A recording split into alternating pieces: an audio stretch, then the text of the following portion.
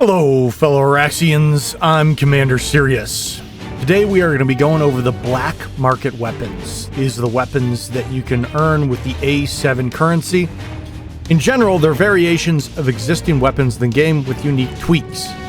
I'm going to focus on the ones I use to complete the directive, but I'll give you a full rundown of everything out there so you can decide what you want to buy.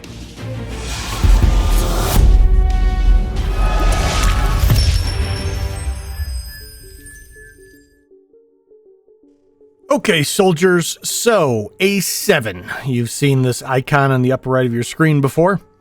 This is used at one vendor in the sanctuary to buy black market weapons. The cap on this currency is 5,000, and with most of the weapons priced at 4,000, don't hoard the currency, just buy when you have enough. The primary way to earn the currency is missions. You've probably seen the bounty hunter mission before. Find and kill someone with a bounty, they're marked on your mini-map, and you'll get some A7 if you have the mission. They have added a few additional black market missions. You should see one a day with a few different tasks. You can also, throughout the worlds, find glowing blue orbs on some of the terminals, or satellites, or any sort of man-made looking object. There is a directive specific to black market weapons, and the reward is an NS-66 Bumblebee, which is a gold variant of the NS-66 Punisher. You can take a peek here at the weapons I use to get the Bumblebee. After playing all the weapons, I would pick the same 5 if I ever did it again. I think some people might swap out the Showdown for the NS-357IA Derringer, and some people might swap out the NSX Kua for the NSX Session. Myself, I would not make those swaps, but if you start working on some and you find you dislike them, those may be options to shift to. While I haven't played all the weapons extensively, I'm going to give you a comparison on all of them of the weapon they were inspired from. I'm going to share what their gimmick is compared to that weapon, and I'm going to rate them all 1 to 10 versus the weapon they're a variant of.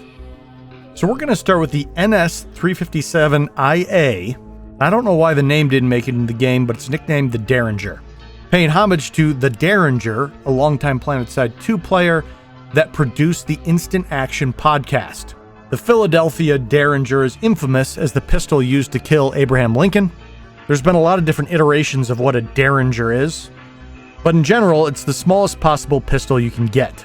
The Derringer is a variant of the underboss. It looks almost identical in game, almost impossible to tell the difference in third person. At first glance, the stats are dismal compared to the underboss. But its gimmick is in the description. This modified underboss fires 2 rounds at once.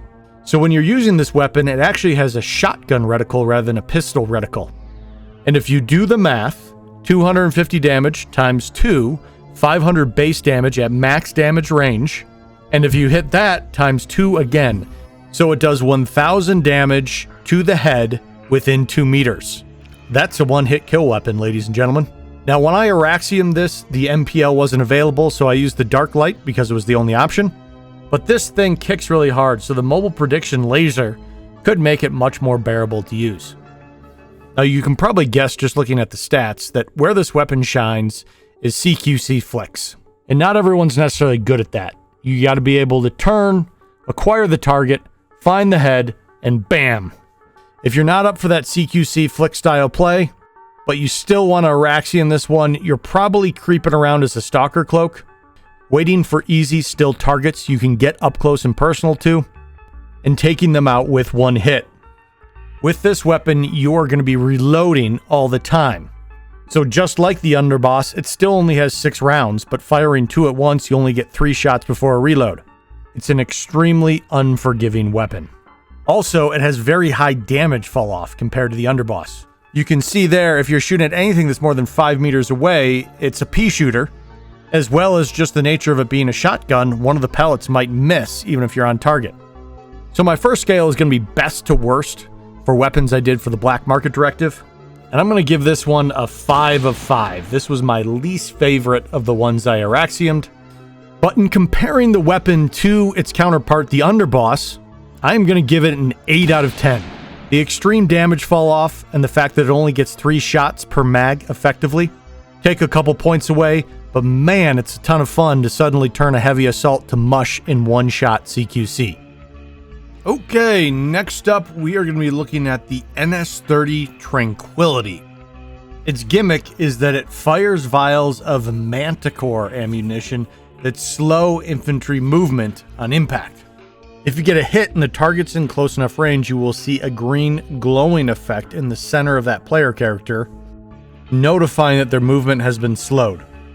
It is not a significant amount. I'm going to guess 10%, maybe up to 20% slow, but it is noticeable, and when you get the hang of it, it can help your follow-up shots. Now, the Tranquility is also permanently silenced, and its original claim to fame is that it was a 2-hit headshot kill at any distance. If I'm remembering correctly, it was 250 damage minimum, so 500 per shot, and to have a silenced weapon with such reach was very powerful. Since then, they have reeled it in a bit, and it takes 3 hits past 150 meters. The Tranquility was my first A7 Auraxium, and it was probably my favorite because when it was released, it played so well. The trade-offs made sense. There was a noticeable lack of stopping power compared to the Vandal, especially if you hit the body, but you effectively gained a free silencer and the slow was nice. The extra 30 milliseconds muzzle velocity made it more functional than the Vandal at long ranges, so the ease of landing follow-up shots made up for the lack of alpha damage. Now that its damage at range has been reeled in a little bit, it lost its niche as a long-range scout rifle. You start to feel the damage fall off much sooner. It wants to sit in the same niche as the Vandal, that mid-range 15 to 30 meter engagement, but now that you're so much closer, the muzzle velocity just doesn't really matter as much. So it's supposed to be the standout feature of the weapon, just doesn't really stand out. So, jumping into my list of where it was Auraxiumed, it does claim the 1 out of 5 slot, and its overall ranking versus the Vandal is going to be a little bit harder for me. When I Auraxiumed this weapon, it was a 10-10 straight up. Its gimmicks, in this case I would call it straight up benefits, far outweighed the trade-offs switching from the Vandal. But with a nerf range, it's competing more in the Vandal space and just does not do as good a job of it. I am going to go with another 8 out of 10. Serviceable weapon, I would still use it for the Auraxium, but you are going to lose a few engagements where you're going to say, if only I had a Vandal. Next, we're moving on to the NSX Kua. Now this thing is called a hybrid rifle, a cross between an assault rifle and an LMG. Originally, this was the directive reward rifle for robots, but in the Arsenal update that got overhauled and this weapon got moved to the black market. Now the hybrid rifle is usable by medics, engineers, and heavy assaults in their primary weapon slot. You may be asking, why am I comparing it to the Yumi? Well, with its 30-round mag size, it sort of plays like an assault rifle, and with its firing delay gimmick, it also plays similar to the Yumi in that sense. But if you want to compare it to LMGs, I'd put it up against the Naginata, both having 150 maximum damage down to 125 at 65 meters, so same damage profile. Now obviously the stats on the Naginata look much worse, but its gimmick is far better. It is very low bloom while you're holding still or crouched and holding still. The NSX Kua has great stats, but its gimmick is it's a delay to start firing. If used correctly, this is not a significant penalty, and the other stats make up for it. But if you want to be a smash the W key, always at the front of the line, turning corners hard, that firing delay is going to get you killed constantly. So for me personally, it is a terrible weapon. I just do not vibe with its playstyle. Same goes for the Yumi. The most fun I've had with it is just using it for its grenade launcher attachment. You can use it on the engineer so you have endless ammo. You can also pull a secondary shotgun so you don't have to use it as your primary. And when the clumped up groups arrive, you can mow them down with your grenades. If you are not trying to be the aggressor charging in CQC, its damage to rate of fire is terrific, and its low recoil makes it good to handle at medium range. Its bloom still leaves much to be desired for me. A weapon where you let go of the trigger to let your bloom reset, then you have a quarter of a second penalty to actually start firing again, is extremely frustrating. That being said, it's a stable enough weapon that you should be able to get your kills done in one burst. So in terms of using it to complete the Black Market Directive, I have to give it a 0 out of 5. I did not use this weapon for it. Although, as I said in my beginning, my hatred for delay to fire weapons taints the review. I think a lot of people would choose this weapon over things like the Session or the Derringer. For an overall weapon review, I can't really compare it against a specific weapon because it's not directly modeled after anything, but I'm going to give it a 6 out of 10. Comparing it to LMGs, I would take a Gaussa, a Carve, an Orion, or a Naginata over it any day. Comparing it to carbines, I'd take an NS-15 over it. And it's the same thing with the assault rifle. So for all three classes that can pick this weapon up and use it as their primary, I would always choose a different weapon in their arsenal over this one. So next, I want to take a peek at some of the lesser used ones.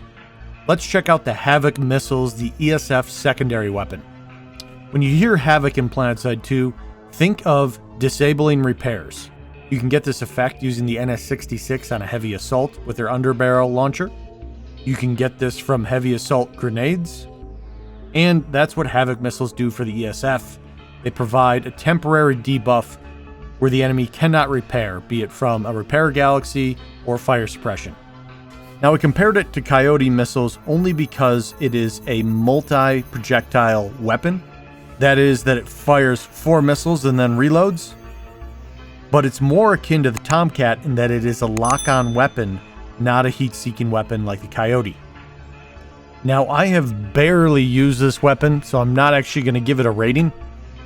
There are actually only 4 people in the world that have Araxium this weapon. For the NC, it is Pika Kiwa Yishu of the Soltech server. For the Terran Republic, it is Paf Daddy TR of Cobalt. And for the VS, it is Funky Philly of Miller and Lapita from Cobalt. So as you can probably guess, with that few Araxiums, it gets a 0 out of 5 for my recommendation of using it in your Black Market Directive. Generally, this is once you've run out of things to buy with A7, then you pick this up. Okay, next up, we're going to look at the Muramasa. This is a variant of the Masamune.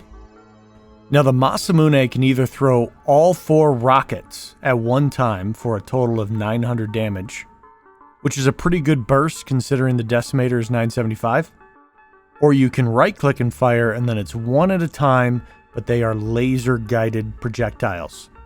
The Muramasa, I would say, is generally a straight downgrade. You can either fire the 4 projectiles in a row without a scope, or you can fire them in a row with a scope. No laser guiding. It is a complete dumbfire weapon with no ability to rapid dump and no ability to track a target. As of May 16th, there were no Araxiums on this weapon. Rookie Roo was leading the charge with 1,100 kills. Maybe he's done by now because this data is from over a month ago. But you can definitely guess where it is in my list for Black Market Directive work. This one I have toyed around with enough to give it a rating at least. To me, there's 2 ways to play it. If you want a laser-guided weapon with a little more accuracy, you grab a Masamune. And if you want dumbfire damage, you just grab a Decimator. None of its modes stand out enough to justify using it, but it does alright damage. 3 out of 10. Congrats to Rookie Roo if you got this one done by now and you're the first in the world Araxium. Okay, moving on, we are going to dive into the short bow. This is a variant of the Archer being a very popular weapon itself. It is basically the CQC variant of the weapon. You trade out some of the long-range damage and some mag size of the Archer for a faster refire and reload time. You also give up the straight pull bolt attachment on the Archer, as well as the 4x scope. The only things you can get on the short bow are the 1 and 2 times. Now, the short bow is a significantly more popular weapon than the previous 2, sporting 67 people having Araxiumed it, and many more people nearly there. Now, I have not spent much time with the short bow. You are watching the NS7 Archer here. I have only just recently completed my Archer Araxium, and I'll be moving to the short bow next. Generally speaking, the mag size shifting from 5 to 4 I don't see having a significant effect, and the 0.2 faster rechamber time will make it more fun to use as a bolter. So while the Archer has the ability to engage at long range, I would say that's rare that you're doing that. You're usually engaging at medium range with it. And the short bow can perform just fine at medium range with its 2x scope, and better with its shorter rechamber time and shorter reload. So I am going to go with another 8 out of 10, penalized for its lack of range and its lack of access to a straight pull bolt. And while I could see this one making the top 5, it did not for me. So it's going to get a 0 of 5 on the black market directive. Okay, now let's jump into one I've Araxiumed again. We are going to look at the NSX Kappa and SMG. Pretty much anytime a submachine gun is released, I get it Araxiumed pretty quickly. While some people complain just how CQC the Tengu is, I went ahead and put soft point and a silencer on it. So you basically have to stand on top of people to kill them with it. So just like the NSX Tengu, this is a shotgun SMG, where the Tengu shoots 4 pellets at a time, the Kappa shoots 3 pellets at the time. But there is no increased damage per pellet to make up for it on the Kappa. Instead, it has a significantly higher rate of fire. But the gimmick the Kappa comes with, and again in this weapon I would call it the benefit, is a built-in smart choke. That is, when you aim down sights, you get a significantly tighter grouping, so the Kappa is effective at much longer ranges than the Tengu. I found the Kappa's damage to be significantly hampered by the suppressor, and while I usually like to run one on my SMG infills, I opted out for the Kappa and only did the soft point ammunition. Overall, I would say the Kappa was a very fun Araxium. For most of these black market weapons, you're going to get a little bit of, why am I doing this to myself? These weapons generally feel worse than the counterparts they were built upon. But the Kappa did not have me feeling that way. It did not have the full-on stopping power right up close as the Tengu. And you couldn't just sit back and hip fire even at long ranges like the PDW or the Armistice. And I say that talking about long range for a submachine gun, so we're no more than 10 or 15 meters. But the Kappa did a good job filling a role right in between those. When you got jumped or you suddenly turned a corner, you were hip firing and it felt like the power of a shotgun SMG. When your targets were a little further away and you had time to ADS, you weren't stuck with feeling like half your pellets were missing. This smart choke brings on very tight groupings and it feels like a traditional SMG. So the Kappa is going to get a 2 out of 5 in terms of rankings and favorite weapon to do for the black market directive.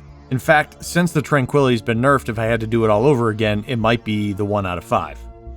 For an overall weapon rating, I will give the Kappa a perfect 10 out of 10. While it doesn't have the full-on stopping power of 4 Tengu pellets, its ability to be effective at very close range with 3 pellets, and medium range with the smart choke, gives it more versatility than the Tengu. So there has been a few times when I've been playing the Tengu and be like, man, I wish I had a Kappa right now. The other benefit is if you choose this as one of your first unlocks, you can use it on all of your infantry classes. Unlike something like a Session or a Tranquility that will only be locked to things that can use a scout rifle. Okay, back to a weapon I've barely touched. The NSX Yarwa. Why are there so damn many pistols? On top of that, you got all these great pistols. The Commissioner, the Underboss, the Pilot, the President. I just can't find a reason to bring it out over anything else. The NS-45 Pilot is just a straight upgrade to it. So yeah, it did not make my black market directive list. But it is a pistol that functions. While it doesn't have the high damage burst of the Pilot, its increased accuracy can do something for it. Going with a 2 out of 10. If I actually get through all the other Commissioner variants I have and get some time with it, I'll report back. So, the next one, the NSX Session. This might be my unpopular opinion one. I liked this weapon. It is based off the NSX Tomo. The Tomo's gimmick is it's a 112 damage weapon that's very low, but it has a 2.5 times headshot multiplier. Most weapons are just 2. It has 0 damage full off. No, it still has bullet drops, so it struggles at long range, but if you can hit the target, you get the same damage as being close. So while the Tomo is the low damage, high rate of fire, the Session flips it. It goes up to the 167 model, but a much lower rate of fire. Same gimmick though, 2.5 times headshot ratio. I think what makes people struggle with this weapon is it's a 167 damage model at 375 rounds per minute. That is really slow. When you can go pull an anchor that's a 167 model at 600 rounds per minute. And the session is still a 3-hit kill. An anchor is a 3-hit headshot kill. Now a session is technically 2 headshots in a body. The difference there is pretty negligible though. If you get the first 2 headshots, you're probably going to get the third. So that feels rough. A super slow firing anchor with a much smaller magazine size. But if you actually use it in its niche, which is medium range because there is 0 damage fall off, that headshot hit does the same damage at 10 meters as it does at 50 meters. Unlike the anchor, which has fallen off 225 damage really quick, well then it starts to perform a lot better. And the Tomo's high rate of fire can make it feel better. Even if it's not hitting the head like you're supposed to, you can still rapidly dump 10 rounds into them at 112 damage and still get the job done. The session feels like it gives you time in between each shot to reacquire your target. So in terms of order I would use it for the Black Market Directive, it gets a 3 out of 5. And giving it a score out of 10 compared to the Tomo still wins in raw time to kill ability. 4 shots with the Tomo at 750 rounds per minute, whereas it's still going to take you 3 shots with the Session at 375 rounds per minute. But I like everything else about it, so it's going to get a 9 out of 10. Okay, we are coming down to the wire, fellow Araxians. Next up, we're going to look at the Stomper. This is an AV variant of the Thumper. If you have the Heavy Assault Asp perk, it can be equipped as your secondary. And to be honest, I just haven't figured out what to do with it yet. It's probably pretty good for maxes, but I haven't messed around in the hallways that much. And going up against vehicles, I find I shoot my Decimator, then I pull up my secondary Stomper, I use up those rounds, and then I have a choice. One of them is going to be left empty. Am I going to reload the Decimator or the Stomper? And I usually just do the Decimator. The Stomper is higher damage per magazine, but since it takes you a while to get all 6 shots off and empty a magazine, the Decimator ends up being more damage over time because it's fire and immediately start reloading. Not to mention you don't have to sit out there exposed. The Decimator, you fire it in a fraction of a second and duck behind a hill to reload. The Stomper, you're just standing out there like a sitting duck for 2 seconds trying to unload the magazine, just waiting to get wasted by a Hesh, AP, or Halber round. So I inevitably keep reloading the Decimator, and the Stomper is only good for 1 magazine. I'd rather just be carrying a sidearm. There's only about 10 Araxiums of it, and only about 10 to 20% of their kills are AV kills. So you can bet these are guys just sitting in the Nascence tunnel using it like a Thumper, getting a bunch of infantry kills. While it doesn't have as big a splash radius, a Thumper's direct hit damage to an infantryman is 600, a Stomper's direct infantry damage is 550, so negligible. So in terms of Black Market Directive, 0 out of 5. In terms of overall rating, it's just a worse Thumper, but a little bit better against maxes, 2 out of 10. Okay, next up, we are going to the Wild Wild West for the NS-44 Showdown. This is a variant of the NS-44 Blackhand, but it has no scope options and much better hipfire accuracy. Now there's reports that this feature is bugged, but this weapon's gimmick is that if you aim down sights, your accuracy is perfect. There is 0 cone of fire when you are ADSing, but there is a massive movement penalty. So 50% slow is common when aiming down sights. This feels like 90%. You can barely move, but it's not necessary to use that feature. You can use it as a quick draw CQC pistol. Less forgiving than the Commissioner, but higher damage. Now I did not use this one for my Black Market Directive, so it does get a 0 out of 5 there, but it's definitely a contender to replace the Derringer if you want a little bit more range. For an overall rating though, I'm going to give it a 7 out of 10. The Blackhand's place is basically to be a sniper rifle in your secondary slot, and this weapon just doesn't try to compete with that at all. It's a fun sidebar that's meant to be just a huge hand cannon. It gets docked a bit because it doesn't have much utility outside of that, but it's fun for what it is. And finally, the last one on my list today is the NS Viscount G6. This is a variant of the NS Baron G5, and its biggest gimmick is that it is a silenced shotgun. Its penalty for the silencer is slightly lower damage. Both are semi-auto weapons, so the 190 RPM versus 200 RPM is unnoticeable. But the max damage range at 10 meters for the Viscount versus 15 meters for the Baron is noticeable. But if you're a light assault that likes sneaking around towers with your sensor shield on, you want to roll a shotgun but also want to stay under the radar, this is a really great way to go.